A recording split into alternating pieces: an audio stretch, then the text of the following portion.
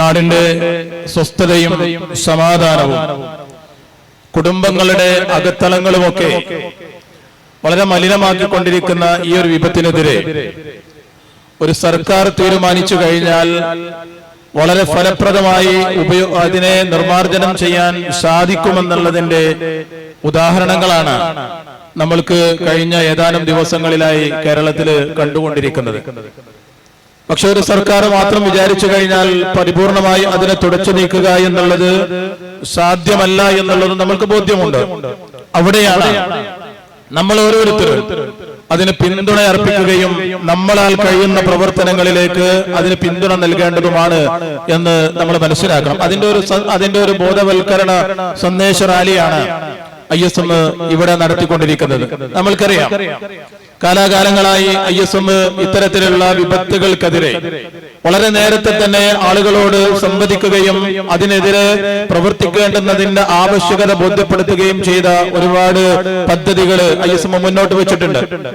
ഏകദേശം 1.5 വർഷക്കാലം മുമ്പ് തന്നെ നല്ല കേരളം പദ്ധതി എന്നുള്ള പേരിൽ ഈ ലഹരിക്കെതിരെ വളരെ കൃത്യമായിട്ടുള്ള ഒരു പടയൊരുക്കം ISMന്റെ ഭാഗത്ത് നിന്നുണ്ടായിട്ടുണ്ട്. ഇന്ന് ഈ ഒരു പരിപാടിയുമായി ISM പൊതുയിടങ്ങളിലേക്ക് ഇറങ്ങുന്നത് സർക്കാർ ഇത്തരത്തിലുള്ള ഒരു നന്മയിലേക്ക് കാലെടുത്തു വെക്കുമ്പോ നമ്മൾക്കതിന് ഏത് വിധേനയും പിന്തുണ അർപ്പിക്കുക എന്നുള്ളത് ഒരു പൗരന്റെ ധർമ്മമാണ്, അതിലുപരി ഒരു വിശ്വാസിയുടെ ബാധ്യതയാണ് എന്നുള്ള തിരിച്ചറിവാണ് ISMനെ ഇങ്ങനെ ഒരു പരിപാടിയിലേക്ക് എത്തിച്ചിട്ടുള്ളത്.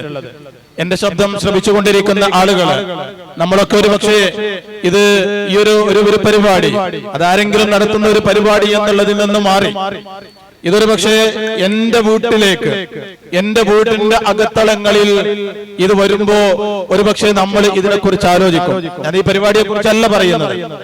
നമ്മൾ ഈ ഒരു വിഷയത്തോട് നമ്മൾ വിമുഖത കാണിക്കുന്നുവെങ്കിൽ ഇത്തരത്തിലുള്ള ഒരു പ്രവർത്തനങ്ങൾക്ക് എന്റെ പിന്തുണയും സഹകരണവും നമ്മൾ നൽകുന്നില്ല, അതല്ലെങ്കിൽ അതൊക്കെ അങ്ങനെ നടന്നുപോയിക്കോട്ടെ, അത് നമ്മുടെ വിഷയമല്ല എന്ന് പറഞ്ഞ് മാറി നിൽക്കുന്ന ഒരു ചിന്താഗതിയാണ് നമ്മൾക്കെങ്കിൽ ഇത് നമ്മുടെ മക്കളുടെ അല്ലെങ്കിൽ നമ്മുടെ വീടിന്റെ അകത്തളങ്ങളിലേക്ക് ഇത് വരുമ്പോ അതൊരു വലിയ പാതകമായി നമ്മൾക്ക് അന്ന് ബോധ്യപ്പെടാതിരിക്കണമെങ്കിൽ വളരെ സജീവമായി കൊണ്ട് തന്നെ ഈ പ്രവർത്തനങ്ങൾക്ക് നമ്മൾ പിന്തുണ അർപ്പിക്കേണ്ടതുണ്ട്. ഞാൻ നിങ്ങളോട് ചില കാര്യങ്ങൾ മാത്രമാണ് സൂചിപ്പിക്കുന്നത്. എപ്രകാരമാണ് ഈ ലഹരി എന്ന് പറയുന്നത് നമ്മളെ ബാധിച്ചുകൊണ്ടിരിക്കുന്നത് എന്ന്. ഒരു മനുഷ്യന്റെ അല്ലെങ്കിൽ ഒരു സമൂഹത്തിന്റെ പുരോഗതി എന്ന് പറയുന്നത് അത് സമ്പത്ത് മാത്രമല്ല, 5 ഘടകങ്ങളെ കുറിച്ച് പറയുന്നുണ്ട്. അതിനെ വിശദീകരിക്കുന്ന ആളുകള് 5 ഘടകങ്ങള് ഒരു സമൂഹത്തിന്റെ പുരോഗതിക്ക് വളരെ കൃത്യമായിട്ട് ആവശ്യമുണ്ട്. അതിലൊന്നെന്ന് പറയുന്നത് നമ്മുടെ ബുദ്ധിയാണ്. ഓരോ മനുഷ്യന്റെയും ബുദ്ധിയും ആ ബുദ്ധിയെ അവൻ ഉപയോഗിക്കുന്നതുമാണ് അവന്റെ വളർച്ചക്കും അതുപോലെ തന്നെ ഒരു സമൂഹത്തിന്റെ വളർച്ചക്കും ഏറെ ഉതകുന്ന അല്ലെങ്കിൽ ഏറെ കാരണമാകുന്ന ഏറ്റവും വലിയ കാര്യം എന്ന് പറയുന്നത് ഒരു മനുഷ്യന്റെ ബുദ്ധിയാണ്. ആ ബുദ്ധിയെ എത്രമേലാണ് ഈ ലഹരി നശിപ്പിച്ചുകൊണ്ടിരിക്കുന്നത് എന്ന് നമ്മൾ മനസ്സിലാക്കണം. ബുദ്ധി എന്ന് പറയുന്നത് വിശുദ്ധ ഖുർആൻ പറഞ്ഞൊരു കാര്യമുണ്ട്. ഖംർ എന്നുള്ള പദമാണ് വിശുദ്ധ ഖുർആൻ ഈ ലഹരിക്ക് വേണ്ടി ഉപയോഗിച്ചിട്ടുള്ളത്, ലഹരി എന്ന് പറയാൻ വേണ്ടിയിട്ട് ഉപയോഗിച്ചിട്ടുള്ളത്. ഈ ഖംർ എന്ന് പറഞ്ഞു കഴിഞ്ഞാൽ, ഖമറ എന്ന് പറഞ്ഞു കഴിഞ്ഞാൽ മറക്കുന്നത് അല്ലെങ്കിൽ ബുദ്ധിയെ മറപ്പിക്കുന്നത് എന്നാണ്. അപ്പൊ ബുദ്ധിയെ മറപ്പിക്കുന്ന ഒന്നാണ് ലഹരി എന്ന് പറയുന്നത്. ലഹരി ഉപയോഗിക്കുന്നതിലൂടെ ഒരു മനുഷ്യന്റെ ബുദ്ധി, അവന്റെ ചിന്താശേഷി, നമ്മൾക്കറിയാം ഇന്ന് കേരളത്തില് നടന്നുകൊണ്ടിരിക്കുന്ന കൊലപാതകങ്ങളിൽ 60% മദ്യമാണ് അതിന്റെ പിന്നിൽ. ബാക്കിയുള്ള കൊലപാതകങ്ങളിലൊക്കെ നമ്മൾ എണ്ണുമ്പോ ബാക്കിയുള്ള ലഹരികളും നമ്മൾക്ക് കണ്ടെത്താൻ സാധിക്കും. ഒരു മനുഷ്യൻ ഞാൻ എന്ത് ചെയ്യണം, എന്റെ തിരിച്ചറിവ് നഷ്ടപ്പെടുന്നു, എന്റെ ബുദ്ധി നഷ്ടപ്പെടുന്നു, ഞാൻ എല്ലാം ചെയ്യുന്നതിലേക്ക്, എത്ര മോശമായ പ്രവർത്തനം ചെയ്യുന്നതിലേക്കും ഞാൻ എത്തിച്ചേരുന്നത് ഈ ലഹരി ഉപയോഗിക്കുന്നതിലൂടെ, എന്റെ ബുദ്ധി നഷ്ടപ്പെടുന്നതിലൂടെ ഞാൻ എത്തിച്ചേരുന്നു. രണ്ടാമത് നമ്മുടെ മക്കളാണ്. ഒരു സമൂഹത്തിൽ നമ്മൾക്കൊക്കെ മക്കളുണ്ടെങ്കിലാണ് ഒരു സമൂഹം ഏറ്റവും നല്ല മക്കളുണ്ടെങ്കിൽ ആ സമൂഹം ഏറ്റവും നല്ലതായി വളരും. അവിടെയാണ് നമ്മുടെ മക്കളെ എത്രമേലാണ് 4ഉം 5ഉം ക്ലാസ്സിൽ പഠിച്ചുകൊണ്ടിരിക്കുന്ന, കലാലയങ്ങളിൽ പഠിച്ചുകൊണ്ടിരിക്കുന്ന നമ്മുടെ മക്കളുടെ ഇടത്തേക്കാണ് ഇത്തരത്തിലുള്ള മാഫിയകള് പല രീതിയിൽ പല രൂപത്തിൽ ഇതുമായി കടന്നു വരുന്നത്. നമ്മുടെ മക്കളില്ലേ, നമ്മുടെ മക്കള് കലാലയങ്ങളിലില്ലേ? ആ മക്കളെ കുറിച്ച് നമ്മൾക്ക് വേവലാതി പോണ്ടേ? എന്റെ മകൻ 4ാം ക്ലാസ്സിൽ പഠിക്കുന്ന 5ാം ക്ലാസ്സിൽ പഠിക്കുന്ന എന്റെ മകനോ മകളോ ഈ ആളുകളുടെ കെണിയിൽ പെടില്ല എന്ന് എന്തുറപ്പാ നമുക്ക് പറയാൻ പറ്റുക? നമ്മൾക്ക് അതിനെതിരെ പ്രവർത്തിച്ചുകൊണ്ടിരിക്കണ്ടേ? അതിന് പിന്തുണ നമ്മൾ അർപ്പിക്കണ്ടേ?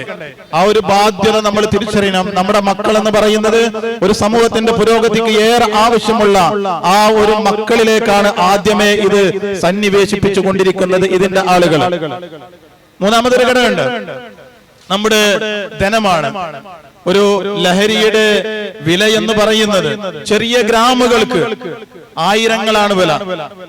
എത്രയും കൊടുക്കാൻ മനുഷ്യന് തയ്യാറാണ്, നിശ്ചിത വിലയൊന്നുമില്ല, എത്രയും നൽകാൻ തയ്യാറാണ്. അത് കിട്ടിയാൽ മതി എന്നുള്ള രീതിയിലേക്ക് അത് ഉപയോഗിക്കുന്നവർ മാറുന്നു. സമ്പത്ത് അങ്ങനെ യഥേഷ്ടം നഷ്ടപ്പെട്ടുകൊണ്ടിരിക്കുന്നു. മറ്റൊരു ഘടകം എന്ന് പറയുന്നത് ആരോഗ്യമുള്ള ഒരു ശരീരം ആ മനുഷ്യനെ നഷ്ടപ്പെടുന്നു. ഒരു സമൂഹത്തിന്റെ പുരോഗതി എന്ന് പറയുന്നത് ആരോഗ്യമുള്ള ഒരു സമൂഹം ഉണ്ടാകുക എന്ന് പറയുന്നത് ആ സമൂഹം പുരോഗതി പ്രാപിക്കാനുള്ള ഏറ്റവും വലിയൊരു ഘടകമാണ്. ആ ആരോഗ്യമെന്ന്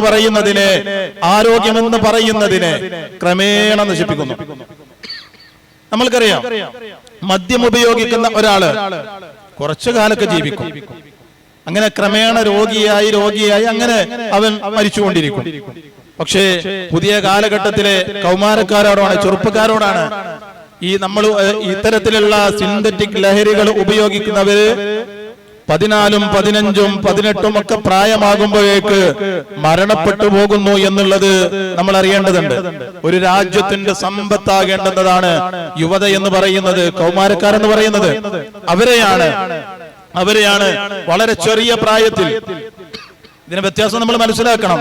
പണ്ട് മദ്യം ഉപയോഗിക്കുന്നവര് ചെറുപ്പത്തിലെ മദ്യം ഉപയോഗിച്ച് 40, 45 വർഷം വരെ അങ്ങനെ മദ്യം ഉപയോഗിച്ച് അങ്ങനെ ജീവിച്ചു പോകും, രോഗികളായിക്കൊണ്ട് തന്നെ. പക്ഷേ ഇന്നത്തെ പുതിയ കാലഘട്ടത്തിലെ സിന്തറ്റിക് ലഹരി ഉപയോഗിക്കുന്ന ആളുകള് 14, 15 ഏകദേശം ഉപയോഗിച്ച് ഒരു വർഷത്തിനുള്ളിൽ മരണപ്പെടുന്നുവെന്നാണ് പുതിയ കാലഘട്ടത്തിലെ കണക്കുകൾ പറയുന്നത്. എത്രമേലാണ് നമ്മുടെ ആരോഗ്യമുള്ള ഒരു ശരീരത്തെ ഇത് അപകടപ്പെടുത്തുന്നത് എന്ന് നമ്മൾ ഓരോരുത്തരും തിരിച്ചറിയണം.